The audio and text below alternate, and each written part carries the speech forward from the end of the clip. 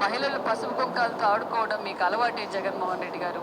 ఎందుకంటే గతంలో సౌభాగ్యమ్మ, మీ పిన్నమ్మ సౌభాగ్యమ్మ గారి సౌభాగ్యాన్ని తీసేశారు. ఈరోజు పెట్టాడు ప్రెస్ మీట్ ఎందుకు పెట్టినాడు అంటున్నా.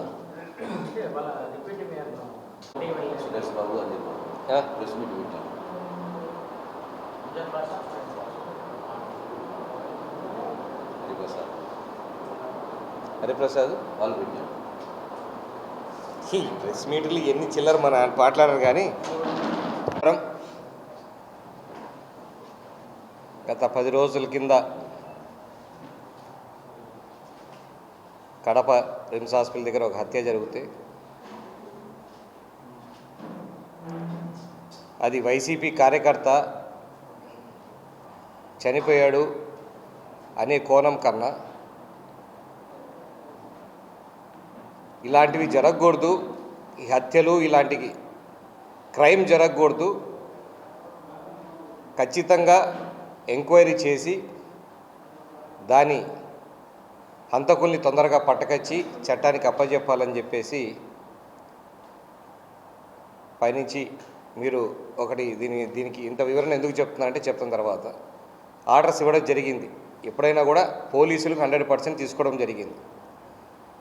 ఈ కోణంలో దీని వెనకల ఇంతమంది ఉన్నారన్న ఆలోచన కూడా లేదు. అప్పుడు అందరూ అనుకునింది, అందరికీ అనిపించింది ఆ రోజు ఒక చిల్లర గ్యాంగు, వాళ్ళు ఏదో కొట్లాడుకున్నారు, దాని మీద తీసుకున్నారు అని చెప్పేసి.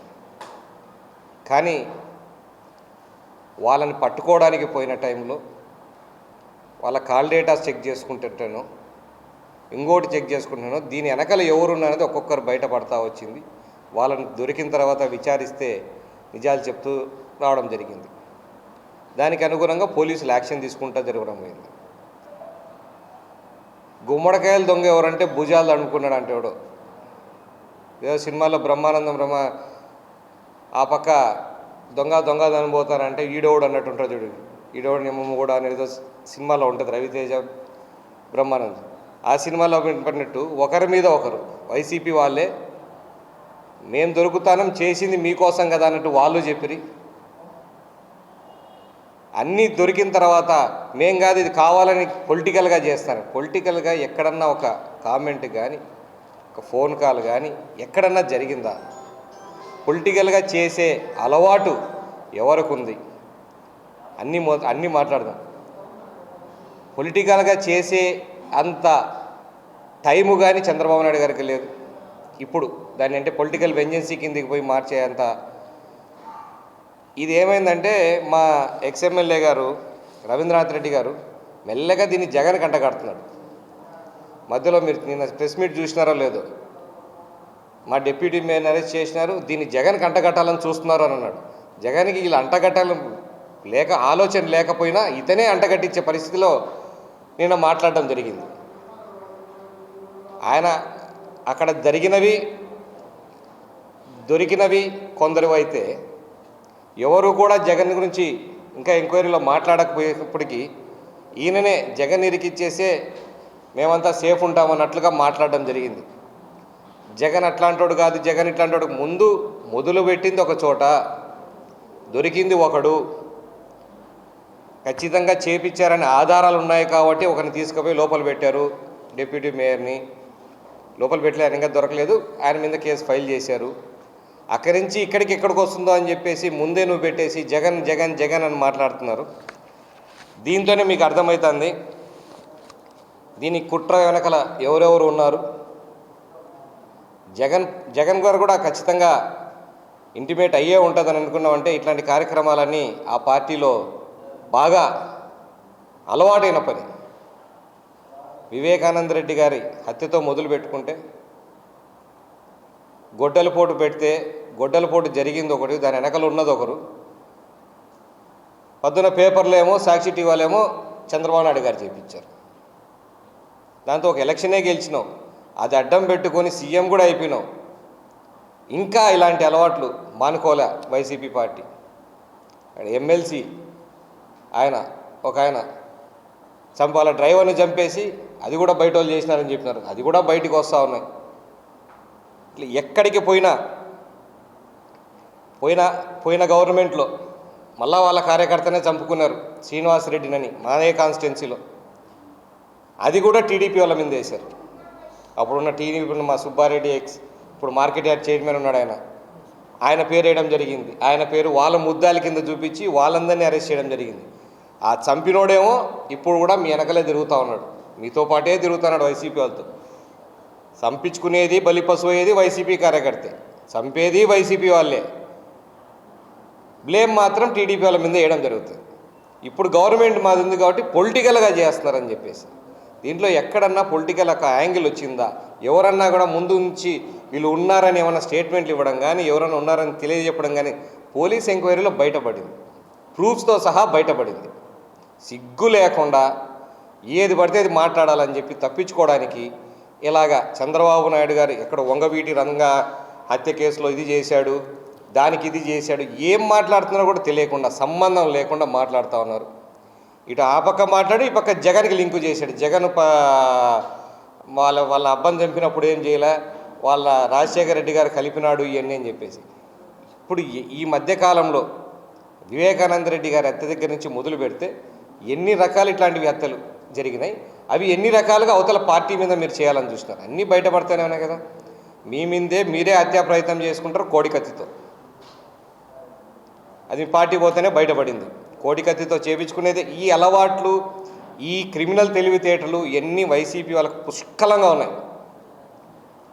ఏదైనా తక్కువైంది అని అంటే వాళ్ళకు డెవలప్మెంట్ ఎట్లా చేయాలా, ప్రజల్ని ఎట్లా మనం సహాయపడాలన్నది ఒక్కటే తక్కువైంది. ఎట్లా మనం దొంగతనంగా పైకి రావాలా, ఎట్లా ఒక బ్లేమ్ వేరే వాళ్ళ మీద వేయాలా. ఎప్పుడైనా ఇలాంటివి జరుగుతూ పోతా ఉంటే మనం కొట్టుకుంటా ఉంటే ముందు చంపేయండి మళ్ళీ చూసుకుందాం అనే టైప్లో ఈరోజు ఈ విషయం జరుగుతుంటే, నేను ఆయన చనిపోతే నాకు 4 రోజుల నుంచి ముద్ద కూడా దిగడం లేదని అంటున్నాను. మరి దానికి కారకులైన ఎవరైతే పేరునో వాళ్ళందరినీ వెనకేసుకొచ్చి వాళ్ళందరినీ కాపాడమని కోరింది ఎవరు? ఎవరైతే మర్డర్ కేసులో ఉన్నారో వాళ్ళందరినీ కూడా ఏమనకూడదని చెప్పి ఎస్పీ గారి దగ్గరికి పోయి అడిగిందే ఈయనకు ఫుల్ సమాచారం ఉంది. ఎందుకు జరిగింది, ఎవరు చంపించారు, ఎవరు చంపినారు అంతా మా వాళ్ళే స్కెచ్ చేసుకున్నారు. అది ఏదోగా డిస్ప్లే చేయాలని చూసినారు. అది ఏదో చిన్న గలాట వల్ల జరిగిందని ఒక సీన్ క్రియేట్ చేసి చేయాలనుకున్నారు. కానీ ఎస్పీ గారు గట్టిగా కూర్చొని దీని మీద ఇన్వెస్టిగేషన్ చేశారు కాబట్టి, లోతుగా ఇన్వెస్టిగేషన్ చేశారు కాబట్టి ఒక్కొక్కటి నిజం బయటకు వచ్చింది. ఇంకా ఇన్వెస్టిగేషన్ జరుగుతూ ఉంది. ఎన్ని నిజాలు వస్తాయో అన్నీ మొత్తం ఛార్జ్షీట్ ఫైల్ అయిన తర్వాత తెలుస్తుంది. ఏ విషయం కూడా ఒకటి మీకు చెప్తా ఉన్నా, చంద్రబాబు నాయుడు గారు ఒకవేళ రాజకీయంగా మీ అందరి మీద అటాక్ చేయాలని అనుకుంటే వచ్చిన 2 ఏళ్ళు అయింది. ఎన్ని చేసి ఉండకూడదు మీ మీద. మీరు పాతవన్నీ తీసి తోవినా కానీ 100 బయటపడతాయి. ఆ శ్రీనివాసరెడ్డి కేసులోనే వీళ్ళందరూ బయటపడతారు. ఇన్వెస్టిగేషన్ ఈ హత్యకు సంబంధించి ప్రాపర్ ఇన్వెస్టిగేషన్ జరుగుతుంటే నోటికి వచ్చినట్టు మాట్లాడుతూ ఉన్నారు. అదే చెప్పింది, గుమ్మడికాయ దొంగలు ఎవరో మాట్లాడుతుంటే భుజాలు తడుపుకొని నేను కాదని ముందే బయటికి వచ్చేసి జగన్కి సంబంధం నాకు సంబంధం లేదన్నట్టుగా మాట్లాడుతూ ఉన్నాడు. అందరి పేర్లు బయటికి వస్తాయి. లేకున్నంతవరకు మీరు భయపడాల్సిన అవసరం లేదు. ఒకవేళ మీకు సంబంధం లేదు, మీకు దీని గురించి అవగాహన లేదంటే భయపడాల్సిన అవసరం లేదు. ఎందుకు భయపడతా ఉన్నారు? ఎవరికైతే ప్రూఫ్లు ఉన్నాయో, ఎవరైతే దీంట్లో ఇన్వాల్వ్ ఉన్నారో వాళ్ళందరూ ఖచ్చితంగా బయటకు వస్తారు. ఇన్వెస్టిగేషన్ పోలీస్ కస్టడీలో తీసుకున్న తర్వాత ఇంకొంచెం ఇన్వెస్టిగేషన్ జరిగిన తర్వాత అన్నీ కూడా బయటకు వస్తాయి. మీ అందరికి కూడా ఎవరైతే దీని అందరికి కూడా ఖచ్చితంగా శిక్ష వేయించే బాధ్యత మాత్రం ప్రభుత్వం తీసుకుంటుంది. దానికి అనుగుణంగా పోలీసులు పనిచేస్తున్నారు. పోలీసులకు ఒకటే ఇప్పుడు కాదు, చంద్రబాబు నాయుడు గారు రిపీటెడ్గా చెప్తూ ఉంటారు, మీరు అన్ని మీటింగ్స్లో కూడా చూస్తూ ఉంటారు. 3 monthsకి ఒకసారి ఐఏఎస్ ఐపీఎస్ కలెక్టర్సు ఎస్పీలు మీటింగ్ జరుగుతున్నప్పుడు చెప్తూ ఉంటారు, మీరు ఒత్తిళ్లకు లోను కావద్దండి, మీ పని కరెక్ట్గా చేయండి అని అందరికీ గట్టిగా చెప్తున్నారు. సో మేము ఒత్తిడి పెడితేనో ఇంకోరు ఒత్తిడి పెడితేనే పోలీసు వాళ్ళు పనిచేయట్లేదు ఇక్కడ. అది ఆ గవర్నమెంట్లో, మీ గవర్నమెంట్లో మీరు ఎలా పనిచేస్తున్నారో అదేవిధంగా ఇక్కడ జరుగుతుందంటే కుదరదు. ఇక్కడ ఉండేది చంద్రబాబు నాయుడు గారు. ఎటువంటి పరిస్థితిలో అన్యాయాన్ని సహించడు. అది తనవాడైనా అవతలవాడైనా అన్యాయం చేస్తే ఒప్పుకునే పరిస్థితి చంద్రబాబు నాయుడు గారిది కాదు. కాబట్టి మరొక్కసారి నోరు పారేసుకునే ముందు అది మీకు తగులుకుంటుందని కూడా ఆలోచించుకోండి. ఎట్లా అంటే అట్లా మీ ఇష్టం వచ్చినట్టు మాట్లాడకండి. ఒకవేళ మీరు లేకపోయినా మీ మీద ఆలోచన వచ్చేటట్టు కూడా మీరు మాట్లాడుతూ ఉన్నారు. కేవలం ఒక డైవర్షన్ ఇప్పుడు ఉన్నారు అని 100% తేలిన తర్వాత కూడా తప్పించుకోవడానికి టీడీపీ వాళ్ళు పొలిటికల్గా చేస్తున్నారు. ఇది కరెక్ట్ కాదు. మరొకసారి చెప్తాను, పోలీసులు కరెక్ట్గా విచారణ చేస్తున్నారు. ఏ ఒక్కరు కూడా ఇన్వాల్వ్ అవ్వలేదు. ఇన్వాల్వ్ అయితే ఫస్ట్ రోజు నుంచే వైసీపీ వాళ్ళు చేశారని చెప్పేవాళ్ళు. అదే మీలాగా ఆడ బాబాయ్ హత్య జరిగిందో లేదో మధ్యాహ్నం నుంచే చంద్రబాబు నాయుడు చంపించాడు, బీటెక్ రవి చంపించాడు, ఆదినారాయణ రెడ్డి చంపించాడు. అందరినీ ఎలక్షన్ పెట్టుకొని మాట్లాడడం మొదలుపెట్టినారు. జరిగింది ఏందా మొత్తానికి? రాష్ట్రం అంతా చూసింది. మళ్ళా స్వయాన ఆయన చెల్లెలే వచ్చి చంపిందే మా వాళ్ళని బయటికి చెప్పుకునే పరిస్థితికి ఇది అలవాటు. మీకు ఆ ఫ్యామిలీతో సత్సంబాలు మీదంతా ఒకటే ఫ్యామిలీ కాబట్టి అవే అలవాట్లు మీకు కూడా ఉన్నట్టున్నాయి. రవీంద్రనాథ్ రెడ్డి గారు, మీరు కేవలం చంద్రబాబు నాయుడు గారిని మాట్లాడేటప్పుడు ఆయన మొత్తం ప్రొఫైల్ తీయండి, మొత్తం ఆయన హిస్టరీ తీయండి. ఏ రోజైనా ఇట్లాంటివి క్షమించినట్లు కానీ ఇలాంటివి ప్రోత్సహించినట్టు కానీ ఏదన్నా ఉంది అంటే మాట్లాడండి. కానీ సంబంధం లేనివన్నీ దీనికి లింక్ చేసి మాట్లాడడం, ఫ్రాక్షన్లు కంట్రోల్ చేసినారు రాజశేఖర రెడ్డి గారు అప్పుడు అని చెప్పి నేను కూడా ఒకటి మాట్లాడాడు. 96లో ఉమేష్ చంద్రాన్ని ఎస్పీని పెట్టి టీడీపీ గవర్నమెంట్లో మొత్తం తాట తీసి మొత్తం ఇక్కడ జిల్లాలో ఫ్యాక్షన్ లేకుండా చేసింది కారణం చంద్రబాబు నాయుడు గారు. పులివెందల్లో మీరు 2 గుంపులు మాట్లాడుకున్నాడని కాదు, వాళ్ళని ఏ గుంపు అయినా పర్లేదు ముందు ఫ్యాక్షన్ లేకుండా చేయండి అని అంటే ఆ టైంలో ఫ్యాక్షన్ కంట్రోల్ చేసే టైంలో చంద్రబాబు నాయుడు గారికి ఇట్లా మమ్మల్ని ఇబ్బంది పెడుతున్నారు ఫ్యాక్షన్లలో అని వీళ్ళు మొరపెట్టుకున్నా దాంట్లో నేను సపోర్ట్ చెయ్యను అన్నప్పుడు చాలామంది రాజశేఖర రెడ్డి గారి దగ్గరికి వెళ్ళారు. రాజశేఖర రెడ్డి గారు ఇద్దరిని పెట్టుకొని మాట్లాడుకుంటా మాటలు చెప్తూ సమయం గడిపేసి అట్లా పనిచేసుకున్నాడు తప్పితే సొంత పార్టీ వాళ్ళైనా కూడా చట్ట వ్యతిరేక పనులు చేస్తానంటే ఒప్పుకునే ప్రసక్తి లేదు. అలాంటి ఆయన్ని మీరు మాట్లాడే అర్హత మీకు లేదు. దొంగలందరూ బయటపడతారు. ఎవరెవరికి సంబంధం ఉందంగా చాలా పేర్లు ఉన్నాయని చెప్పి పేపర్లో రోజు చూస్తూ ఉన్నాం. చాలా 100 కోట్ల ఆస్తులు ఏవేవో డాక్యుమెంట్స్ దొరికినాయని అంటున్నారు. దానికి సంబంధించినవన్నీ బయట పెడతా ఉన్నారు. మీరు మీ వాళ్ళు చేసిన చాలా వరకు ఆస్తులన్నీ కూడా బయట పెట్టడం జరిగింది. అవి గవర్నమెంట్కి అప్పగించడం కూడా జరిగింది ఈ 2 ఏళ్లలో. అవి కూడా మిగతావి కూడా పూర్తిగా ఏవైతే ఇంకా ఎంక్వైరీలు ఉన్నాయో కూడా పూర్తి చేస్తాం. కంగారు పడకండి. గవర్నమెంట్ భూములు ఎన్ని దొబ్బేసే దాంట్లో ఉన్న వాళ్ళందరికీ మీరు సపోర్ట్ చేసిన వాళ్ళందరికీ కూడా బయటపడే అవకాశం ఏంది. ఎవరన్నా ఉంటే ముందే లొంగిపోయి మాకు ఇవి ఉన్నాయని చెప్పి మీరే లొంగిపోయినందుకు శిక్షణ తగ్గుతుందేమో. వాళ్ళంతకు వాళ్ళు ఎంక్వైరీ చేసి మన కేసులు పెడితే మాత్రం మీకు చాలా కఠినంగా ఉంటుందని తెలియజేసుకుంటున్నాను. ఇంకొకసారి నోరు పారేసుకునే ముందు జాగ్రత్తగా మాట్లాడండి.